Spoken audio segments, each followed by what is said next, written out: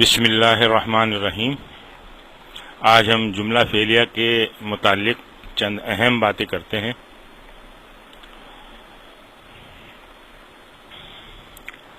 جملہ فعلیہ کی ابتدا ہمیشہ صیغہ واحد سے ہوتی ہے اگر فاعل اسم ظاہر ہو، یعنی جملہ فعلیہ جیسے کہ ہمیں علم ہے کہ فعل سے شروع ہوتا ہے وہ جملہ فعلیہ ہوتا ہے، اور جو اسم سے شروع ہوتا ہے وہ جملہ اسمیہ ہوتا ہے۔ تو جملہ فعلیہ ظاہر فعل سے شروع ہوگا، لیکن اس میں ایک کنڈیشن یہ ہے کہ وہ صیغہ واحد سے شروع ہوگا اگر اس کا فاعل اسم ظاہر ہو۔ اسم ظاہر سے مراد یہ ہے کہ اسم ضمیر کی صورت میں نہ ہو، کیونکہ ضمیر کی صورت میں تو فاعل جو ہے وہ فعل کے ساتھ متصل ہوتا ہے۔ اس کی مثال دیکھیں، دخل المعلم، لیکن یہاں المعلم اسم ظاہر ہے اور یہ فاعل کے طور پہ آ رہا ہے، اس لیے کہ یہ رفع حالت میں یا یہ میم کے اوپر پیش ہے، تو یہ دخلہ یہ پہلا صیغہ واحد مذکر غائب کا پہلا صیغہ اس میں استعمال ہوا ہے۔ اب یہ معلم اگر تثنیہ بھی ہے تب بھی یہی صیغہ استعمال ہوگا، دخل المعلمان، اور اسی طرح سے اگر یہ جمع ہے، فاعل جمع بھی ہے تب بھی یہ واحد کا صیغہ استعمال ہوگا، دخل المعلمون۔ یہاں پہ معلم داخل ہوا، دو معلم داخل ہوئے، اور دخل المعلمون سارے معلم داخل ہوئے۔ اچھا، المعلم یہ دیکھیں مذکر ہے تو یہ صیغہ پہلا صیغہ یہ مذکر کا صیغہ ہے، تو یہ مذکر، تو اگر اس کی جگہ اگر مؤنث ہو تو فاعل اگر مؤنث ہے تو صیغہ بھی مؤنث والا استعمال ہوگا۔ مثال کے طور پہ کتبت معلمتن، دیکھیں معلمتن مؤنث ہے تو کتبت چوتھا صیغہ استعمال ہوا ہے، تو فعل کا جو صیغہ ہے وہ جنس کی مناسبت سے استعمال ہوگا۔ یہاں دیکھیں دوسری مثال دیکھیں، کتبت معلمتان، کتبت معلماتن، ایک معلمہ نے لکھا، کتبت معلماتو، کتبت معلمتان دو معلمات نے لکھا، اور کتبت معلماتن بہت ساری معلمات نے لکھا۔ اچھا، اس میں بھی ایک استثناء ہے، اسم ظاہر غیر عاقل کی جمع مکسر ہو تو فعل عموماً واحد مؤنث ہوتا ہے۔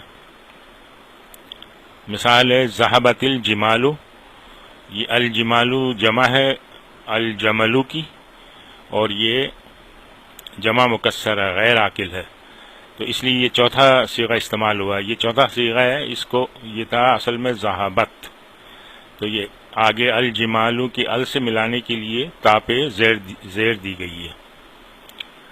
اس طرح ذہبت النوق، تو یہ نوق جو ہے یہ اونٹنی، یہ تو ہے ہی مؤنث، یہ مؤنث کا چوتھا صیغہ استعمال ہوا ہے۔ اچھا، اب ہم مثالیں دیکھتے ہیں کہ فعل اور اس کا جو فاعل ہے وہ اسم ظاہر کی صورت میں ہے۔ زید گیا، ذہبا زیدن، یہ دیکھیں یہ فاعل جو ہے ظاہر ہو رہا ہے اس کا۔ حامد نے مدد کی، نصرہ حامدن، حامدن یہاں پہ اسم ظاہر ہے اور فاعل کے طور پہ استعمال ہو رہا ہے۔ کسی گواہی دینے والے نے گواہی دی، شہیدہ شاہدن، یہ شاہدن جو ہے یہ اسم ظاہر ہے، فاعل کے طور پہ استعمال ہو رہا ہے۔ مسلمانوں نے سجدہ کیا، سجد المسلمون، یہ المسلمون اسم ظاہر ہے اور فاعل کے طور پہ استعمال ہو رہا ہے۔ عورتیں کامیاب ہوئیں، نجحت النساء، یہ دیکھیں نجحت جو ہے یہ چوتھا صیغہ ہے اور النساء سے ملانے کے لیے تا پہ زیر استعمال کی گئی ہے، اور النساء یہ فاعل ہے اسم ظاہر کی صورت میں۔ معلمات بیٹھیں، جلست المعلمات، المعلمات یہ اسم ظاہر ہے۔ اللہ نے سنا، سمع اللہ، اللہ اسم ظاہر کے طور پہ فاعل کے طور پہ استعمال ہو رہا ہے۔ تو آپ نے دیکھا کہ یہ مندرجہ بالا تمام مثالوں میں فاعل جو ہے اسم ظاہر کے طور پہ آ رہا ہے، اور فاعل ہمیشہ مرفوع حالت میں ہوتا ہے۔ تو آپ دیکھیں یہ سارے حالت مرفوع میں، زیدن یہ حالت رفع میں، حامدن، شاہدن، المسلمون یہ واو اس کی نشانی ہے حالت رفع کی، النساء، المعلمات، الف اور تا یہ پیش کے ساتھ اس کی نشانی ہے. اس طرح سے یہ سمیع اللہ میں اللہ حالت رفع میں ہے. وہی تمام چیزیں اس میں کام آ رہی ہیں جو ہم نے اسم کے اسباق میں پڑھی تھی، بالکل شروع کی جو سلائڈز تھیں. اچھا جی، اب فاعل اگر ضمیر کے طور پہ ہو تو فعل کے ساتھ اس کی ہم مثالیں دیکھتے ہیں. اس نے مارا، ضربا، اس کا فاعل اسی کے اندر چھپا ہوا ہے. ہوا، ان سب مذکروں نے مدد کی، نصرو، اس کا فاعل واو ہے اور یہ ہم کی طرف اشارہ کر رہا ہے. تو جتنے بھی یہ فعل کے صیغے ہیں یہ ان ساروں میں یہ ضمیر کی مثالیں ہیں. فاعل کے طور پہ یہ تمام صیغے استعمال ہوں گے. اس ایک مؤنث نے پڑھا، قرات، یہ چوتھا صیغہ ہے. اس میں ہیا جو ہے وہ پوشیدہ ہے، اور یہ جو تا ہے یہ تاء تانیث کہلاتی ہے، یعنی یہ نشانی ہے مؤنث کی. تم دو مذکروں نے پیا، شرب تما، اس میں تما جو ہے وہ فاعل ہے ضمیر کی صورت میں. تم سب مذکروں نے ظلم کیا، ظلم تم، تم اس میں فاعل ہے انتم کے طور پر. تو ایک مؤنث بیٹھی، جلستی، یہ تا جو ہے یہ اس میں فاعل ہے. اور اسی طرح سے ہم داخل ہوئے، دخلنا، تو نا اس میں فاعل ہے. تو یہ دیکھیں آپ نے مندرجہ بالا تمام مثالوں میں فاعل یا تو چھپا ہوا ہے یا ضمیر کی صورت میں، یعنی یہ تمام جو 14 کے 14 صیغے ہیں گردان کے یہ وہی استعمال ہو رہے ہیں اگر فاعل ضمیر کی صورت میں ہے یا چھپا ہوا ہے. اچھا، اب اس میں مفعول کی مثالیں دیکھتے ہیں جملہ فعلیہ میں. اللہ نے زمین کو پیدا کیا، خلق اللہ الارض. اب اس میں دیکھیں کہ ہم نے شروع میں بھی دیکھا تھا کہ اس کی ترتیب اس طرح ہوتی ہے کہ پہلے فعل، جملہ فعلیہ میں پہلے فعل آتا ہے، اس کے بعد فاعل اور اس کے بعد مفعول. تو یہاں خلقہ جو ہے فعل ہے، اس کے بعد اللہ جو ہے فاعل ہے، اور ارض جو ہے یہ مفعول ہے، حالت نصب میں ہے. یہ دیکھیں اللہ نے مومنوں سے وعدہ کیا، وعد اللہ المومنین، مومنین یہاں پہ مفعول ہے اور یہ حالت نصب میں ہے، اور اس کی نشانی یہ یا ہے.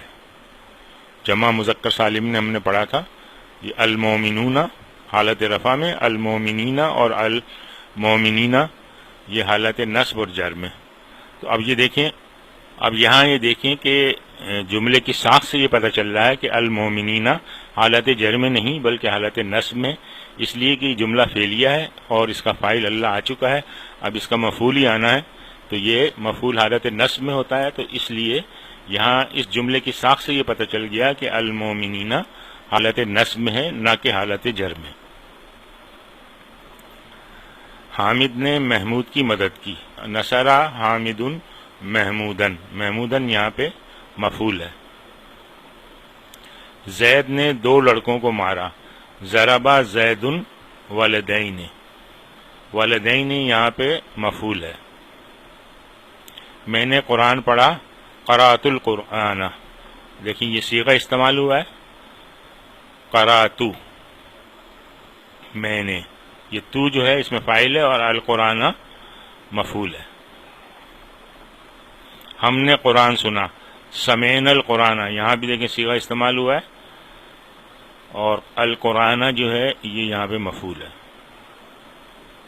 اللہ نے آسمانوں اور زمین کو پیدا کیا، خلق اللہ السماوات، یہ سماواتی جو ہے یہ حالت نصب میں ہے. ہم نے پڑھا تھا کہ جمع مؤنث سالم میں حالت نصب اور حالت جر جو ہے اس پہ جو الف اور تا جو آخر میں آتا ہے تو تا پہ زیر ہوتی ہے دونوں صورتوں میں، اور یہ پھر واو عطف کا ہے، اور الارض یہ مفعول ہے، یہ معطوف علی سماوات.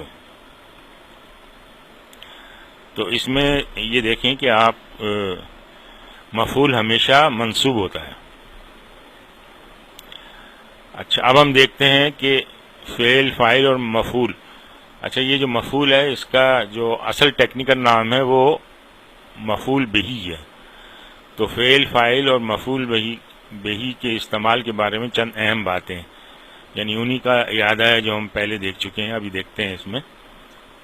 دیکھیں، اگر فاعل ظاہر ہے تو پہلا یا چوتھا صیغہ استعمال ہوگا. یعنی اگر فاعل ظاہر ہے تو اس کے لیے ہمیشہ آپ یا تو پہلا صیغہ استعمال کریں گے یا چوتھا صیغہ استعمال کریں گے. باقی میں تو فاعل جو ہے، باقی جو جتنے صیغے ہیں ان سب میں فاعل اسی کے ساتھ اٹیچ ہوتا ہے. یہ پہلا اور چوتھا صیغہ ایسا ہے کہ جس میں یا تو اس کے ساتھ چھپا ہوا ہے یا اس کا فاعل جو ہے وہ ظاہر ہو جائے گا. تو اگر ظاہر ہے تو پہلا یا چوتھا صیغہ استعمال ہوگا. وہ ڈیپینڈ کرے گا کہ مذکر ہے یا مؤنث ہے. اگر مذکر ہے تو پہلا صیغہ، اگر مؤنث ہے تو چوتھا صیغہ. دیکھیے، جا حامدن، یہ پہلا صیغہ ہے. یہاں پہ حامد ظاہر ہو گیا فاعل کے طور پہ. اور خرجت فاطمۃ، یہ فاطمہ مؤنث ہے تو اس لیے یہاں خرجت چوتھا صیغہ استعمال ہوا ہے. دوسری اہم بات، اگر فاعل ظاہر ہے اور مفعول بہی بھی ظاہر ہے تو مفعول عام طور پر فاعل کے بعد آئے گا. یہ جو جملہ فعلیہ کی جو عام ساخت ہے، عام ترتیب ہے، یہ اس کے متعلق ہے. پہلے فعل آیا، اس کے بعد فاعل آیا، اس کے بعد مفعول بہی آیا. نصرا حامد زیدن، دیکھیں وہی ترتیب ہے. پہلے فعل، اس کے بعد فاعل حامد، اس کے بعد زیدن مفعول. حامد نے مدد کی زید کی. اچھا، اگر فاعل ضمیر کی صورت میں ہے تو فعل سے متصل ہوگا، یعنی صیغے کی صورت میں آئے گا. ٹھیک ہے، جیسے نصرو، ان سب نے مدد کی. نصرتا، تو نے مدد کی. نصرنا، ہم نے مدد کی. یہ سارے صیغے ہیں. اگر فاعل ظاہر ہے اور مفعول بھی ضمیر کی صورت میں ہو تو مفعول فعل کے ساتھ متصل ہوگا، یعنی فاعل سے پہلے آئے گا. جیسے ضربہ کا زیدن، تو یہ کا جو ہے یہ اس کے ساتھ متصل ہو جائے گا فعل کے ساتھ، اور پہلے آئے گا اگر ضمیر کی صورت میں ہے. اور زیدن فاعل ہے، یہ بعد میں آئے گا. ضربہ کا زیدن، زید نے تجھے مارا. اس طرح نصرنی حامدن، یہ یا اس میں جو ہے مفعول ہے. حامد نے مدد کی میری. اچھا، اگر فاعل ضمیر ہے اور مفعول بھی ضمیر ہو تو فاعل صیغے کی صورت میں متصل ہوگا اور ضمیر مفعولی بھی متصل ہوگا. یعنی اب یہ دونوں متصل آئیں گے کیونکہ اس میں ظاہر کوئی نہیں ہے. تو پہلے صیغہ آئے گا، اس کے بعد مفعول بھی آ جائے گا. جیسے رائتو، یہ رائتو صیغہ ہے آپ کا 13واں صیغہ ہے، اور اس کے بعد ہو اس کے ساتھ ضمیر اٹیچ ہو گئی. تو میں نے دیکھا اس کو. نصرتما ہننا، تم دونوں نے مدد کی ان سب عورتوں کی. تو یہ امپورٹنٹ اور اہم سلائیڈ ہے، اور اس سے کنسیپٹ جو ہے وہ فعل کا اچھی طرح واضح ہوتا ہے. مختلف اردو سے ترجمہ کرنے کے لیے اس کو اچھی طرح سمجھ لیں تو پھر اس میں ترجمہ کرنے میں اور سمجھنے میں ہمیں آسانی ہوگی. مزید مثالیں دیکھتے ہیں اس میں ظاہر اور اس میں ضمیر کی. دیکھیں، اس نے مدد کی، اس میں فاعل جو ہے مستتر ہے. مستتر کا مطلب ہے چھپا ہوا. تقدیرہ ہوا، یعنی اس کو ایسٹیمیٹ کیا ہے ہم نے، اس کا اندازہ لگایا ہے کہ وہ ہوا ہے. تو یہ صیغے کی صورت میں آ جائے گا نصرہ، اس نے مدد کی. جملہ مکمل ہے یہ. اس نے اس کی مدد کی، اب یہاں پہ مفعول بھی آ گیا. یہ پہلا اس ہے، یہ فاعل ہے، اور یہ دوسرا اس ہے، یہ مفعول ہے. مدد کی، تو اب اس میں کیا ہے، فاعل مستتر ہے وہ یہ تقدیر ہوا، اور مفعول جو ہے ضمیر کی صورت میں ہے. تو نصرہ، اس نے مدد کی اس کی. اس نے حامد کی مدد کی، اس میں فاعل چھپا ہوا ہے اور مفعول جو ہے یہ اس میں ظاہر کی صورت میں ہے. فاعل مستتر ہے، تقدیرہ ہوا، مفعول جو ہے وہ اسم ظاہر ہے. تو نصرہ حامدن، اس نے مدد کی حامد کی، حامد نے اس کی مدد کی. اس میں فاعل جو ہے اسم ظاہر ہے اور مفعول اسم ضمیر ہے. تو نصرہ حامدن یہ مفعول ہے اور حامدن فاعل ہے. لڑکے نے لڑکے کی مدد کی. نصرہ ولدو ولدا، یہ پہلا ولد جو ہے یہ فاعل ہے اور دوسرا ولد مفعول ہے. فاعل اس لیے کہ یہ حالت رفع میں ہے اور یہ حالت نصب میں ہے، اس لیے مفعول ہے. اس کے لڑکے نے اس کے لڑکے کی مدد کی. اچھا اب یہ دیکھیں کہ یہ مضاف اور مضاف الیہ استعمال ہو رہے ہیں اس کے اندر، فاعل میں بھی اور مفعول میں بھی. تو نصرہ ولدہ، اس کے لڑکے نے مدد کی. نصرہ مدد کی، ولدہ اس کے لڑکے نے کس کی مدد کی؟ ولدہ اس کے لڑکے کی. یہ پہلا ولدہ اسی طرح سے فاعل، دوسرا ولدہ اس میں مفعول. اس نے تم سب مؤنث کی مدد کی. نصرہ کنہ، اس نے مدد کی، کس کی مدد کی؟ کنہ یعنی تم سب مؤنث کی. ان سب مؤنث نے ان سب مؤنث کی مدد کی. نصرنا چھٹا صیغہ استعمال ہوگا. ان سب مؤنث نے مدد کی، کس کی مدد کی؟ ہننا، ان سب مؤنث کی. یہ مفعول ہے اور یہ فاعل ہے. اور مثالیں دیکھیں. حامد نے میری مدد کی. نصرنی حامدن، مدد کی میری حامد نے. میں نے حامد کی مدد کی. نصر تو، میں نے مدد کی، کس کی مدد کی؟ حامدن، مفعول آ جائے گا. اچھا اب یہ دیکھیں. حامد کے بڑے لڑکے نے زید کے چھوٹے لڑکے کی مدد کی. اچھا بظاہر یہ بہت بڑا جملہ ہے، بڑا مشکل لگ رہا ہے، لیکن یہ اتنا مشکل نہیں ہے اگر آپ نے کنسیپٹ سمجھا ہوا ہے اچھی طرح سے. دیکھیں یہ نے اس کے ساتھ لگا ہوا ہے، تو یہ مدد کرنے والا کون ہے؟ حامد کا بڑا لڑکا. تو حامد پہلے ترجمہ فاعل کے لیے ہم کریں گے حامد کا لڑکا، اور اس کی صفت کیا ہے؟ بڑا. یعنی یہ وہ مثال ہے جو مضاف مضاف الیہ میں ہم نے پڑھی تھی کہ مضاف مضاف الیہ کے ساتھ اگر صفت بھی لانی ہو تو وہ کس طرح لائیں گے. تو یہ اس کی مثال ہے. تو اب یہاں سے شروع کریں گے ہم. مدد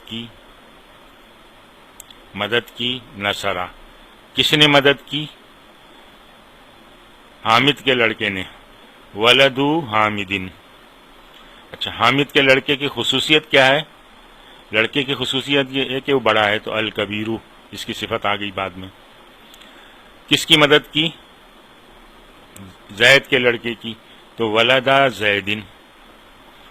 اچھا زید کے لڑکے کی خصوصیت کیا ہے؟ کہ وہ چھوٹا ہے، تو اس ولدہ کی جو صفت ہے وہ بعد میں آ گئی الصغیرہ. یہ اسم کے درس میں ہم یہ پیٹرن ہم پڑھ چکے ہیں کہ مضاف اور مضاف الیہ کی صفت جو ہے وہ مضاف الیہ کے بعد آتی ہے. مرکب اضافی میں صفت کو آخر میں لے کے آتے ہیں. تو اب دیکھیں یہ بظاہر کتنا مشکل لگ رہا تھا، لیکن یہ بالکل مطلب آسان ہو گیا. نصرہ ولدو حامدن الکبیرو ولدا زیدن الصغیرہ. اچھا پھر مزید آپ دیکھیں. زید کے ماموں کے بیٹے نے. اب یہ یہاں پہ مضاف اور مضاف الیہ کی پوری ایک چین چل رہی ہے. یہ بھی ہم اسم کے اسباق میں پڑھ چکے ہیں. حامد کے چچا کی بیٹی کی مدد کی. یعنی اب اس میں مضاف اور مضاف الیہ کی ایک چین چلے گی، فاعل کے طور پہ اور مفعول کے طور پہ. لیکن نصرہ ابنو خالی زیدن. تو ابنو یہاں پہ فاعل ہو گیا اور پھر یہ مضاف مضاف الیہ اور پھر یہ مضاف اور مضاف الیہ، اس کی چین چل رہی. یہاں اس کے بعد بنتا، یہ مفعول شروع ہوا تو بنتا امن حامدن، حامد کے چچا کی بیٹی کی، یعنی ترجمہ اس طرح ہوگا مدد کی. کس نے مدد کی؟ یہاں سے ترجمہ شروع کریں. زید کے ماموں کے بیٹے نے کس کی مدد کی؟ حامد کے چچا کی بیٹی کی. ہم نے زید کے ماموں کے بیٹے کی مدد کی. اب یہاں ضمیر کو لے کے آ گئے فاعل کے طور پہ. تو نصرنا، ہم نے مدد کی. کس کی مدد کی؟ اب یہ مفعول آ گیا، ابنا، بیٹے کی. بیٹا کس کا ہے؟ خالی زیدن، ماموں کا بیٹا ہے، ماموں کے بیٹے کی، زید کے ماموں کے بیٹے کی. ذہین طالب علم نے محنتی طالب علم کی مدد کی. نصرت طالب الذکی الطالب المجتہدہ. اس میں یہ نصرہ کے بعد جو پہلا الطالب ہے یہ فاعل ہے اور یہ اس کی صفت ہے. پھر دوسرا یہ ہے الطالبہ، یہ مفعول ہے اور المجتہدہ اس کی صفت ہے. اب کچھ مثالیں دیکھتے ہیں عربی میں ترجمہ کرنے کی. مسلمانوں نے گائے کو ذبح کیا اور اس کا گوشت کھایا. اب دیکھیں بظاہر یہ لمبا سا جملہ اور ذرا مشکل لگ رہا ہے، لیکن اگر ہم اس کو عربی کی اسلوب کے مطابق اس کی ترتیب کو بدل دیں گے تو ہمیں اس کا ترجمہ کرنے میں آسانی ہوگی. ترجمے میں آسانی کے لیے جملے کی ترتیب کو عربی اسلوب کے مطابق بدل دیں، یعنی فعل کو پہلے لائیں، فاعل اور مفعول کو بعد میں. دیکھیں اس کو ہم نے لکھا ذبح کیا، یہ فعل ہو گیا. کس نے ذبح کیا؟ مسلمانوں نے، یہ فاعل ہو گیا. کس کو ذبح کیا؟ گائے کو، یہ مفعول ہو گیا. یہاں ایک جملہ ختم ہو گیا. اچھا، اور استعمال ہوگا تو یہ عطف، اور اس کے بعد کھایا انہوں نے تو یہ فعل اور فاعل ہو جائے گا، اور کیا کھایا؟ اس کا گوشت، تو پھر یہ مفعول ہو جائے گا. تو اب یہ دیکھیں یہ فعل ہے، اس کے بعد فاعل ہے، یہ مفعول ہے، پھر یہ فعل ہے اور یہ فاعل اس کا ضمیر کی صورت میں ہے، اور پھر یہ مفعول ہے. تو اب اس طرح سے جو ہے اب اس کا ترجمہ کرنا آسان ہو گیا. دیکھیں ذبیحہ، ذبح کیا. کس نے ذبح کیا؟ المسلمون، مسلمانوں نے. کس کو ذبح کیا؟ اب مفعول آنا چاہیے. البقرۃ، گائے کو. ذبح کیا مسلمانوں نے گائے کو. پھر دوسرا جملہ وا اکلو. اچھا، اب یہاں پہ جو فعل آئے گا وہ اس فاعل کی مناسبت سے آئے گا. یہ جمع ہے تو یہ فعل بھی جمع ہوگا. اگر یہاں پہ واحد ہوتا تو یہ فعل بھی یہاں پہ واحد ہوتا. اگر یہ تثنیہ ہوتا تو یہ فعل بھی یہاں پہ تثنیہ ہوتا. تو اب یہ چونکہ جمع ہے تو یہاں بھی جمع ہوا. اکلو، اور انہوں نے کھایا. کس کو کھایا؟ لحمہا، اس کا گوشت. اب یہ ہا کی ضمیر اس لیے استعمال ہوئی ہے کہ بقرہ جو ہے وہ مؤنث ہے. تو اب آپ یہ دیکھیں کہ کتنی آسانی سے اس کا ترجمہ ہو گیا. دوسری مثال دیکھیں، دو چور گھر میں داخل ہوئے اور انہوں نے مال چرایا. تو پہلے یہ فعل ہے، اس کو لائیں گے، اور کون داخل ہوئے؟ دو چور، اور پھر اس کو عطف کریں گے اس جملے کے ساتھ. تو دخلا سارقان، داخل ہوئے دو چور. کہاں داخل ہوئے؟ فی البیتی، گھر میں.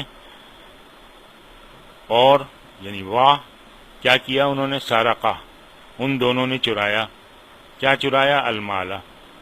تو دخلا سارقان فی البیتی و سرق المالا. دو چور گھر میں داخل ہوئے اور انہوں نے مال چرایا. اس طرح آپ اگر سسٹمیٹک ایک ایک چیز کو سمجھتے ہوئے چلیں گے تو یہ آپ کے لیے بہت ہی آسان ہو جائے گا. مزید ترجمہ دیکھتے ہیں. اللہ نے موسیٰ کو فرعون کی طرف بھیجا. بعث اللہ موسیٰ الی فرعون. اب دیکھیں فعل ہے، یہ فاعل ہے اور یہ مفعول ہے. اچھا یہ دیکھیں یہ مبنی اسم ہے تو رفع نصب جر تینوں میں ایک جیسی شکل ہوتی ہے اس کی. اب یہاں دیکھیں جملے کی ساخت سے ہمیں پتہ چل رہا ہے کہ یہ حالت نصب میں ہے. حالانکہ تینوں حالتوں میں اس کی شکل ایک جیسی ہوتی ہے، لیکن یہاں جملے سے پتہ چل رہا ہے کہ یہ حالت نصب میں ہے، اس لیے کہ مفعول ہے. اور مفعول اس لیے ہے کہ یہ دیکھیں فاعل اس کا پہلے آ چکا ہے، یہ حالت رفع میں ہے. تو اس طرح جو ہے پھر پتہ چل جاتا ہے کہ یہ اس کی حالت کیا ہے، رفع ہے، نصب ہے یا جر ہے.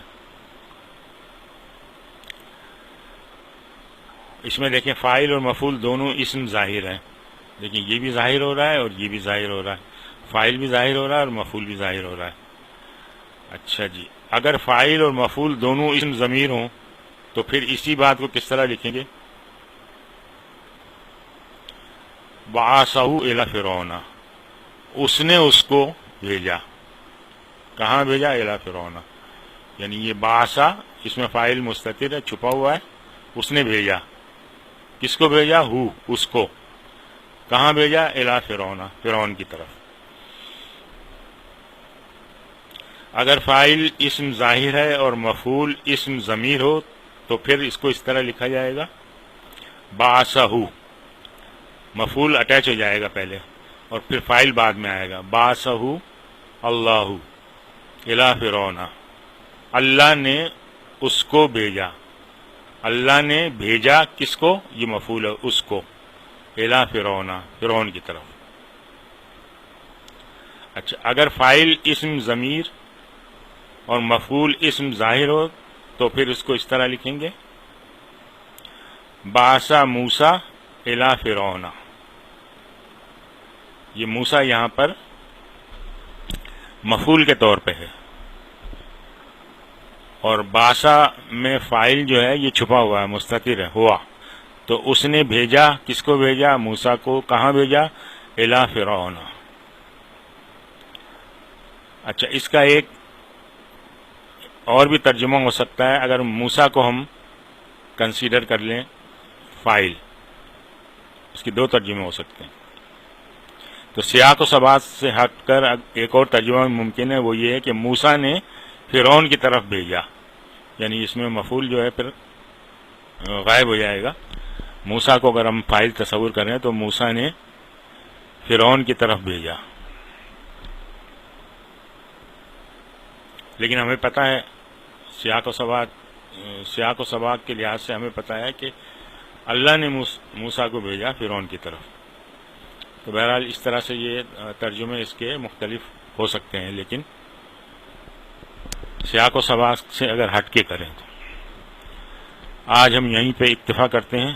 سبحانک اللہم و بحمدک، نشہد ان لا الہ الا انت، نستغفرک و نتوب الیک.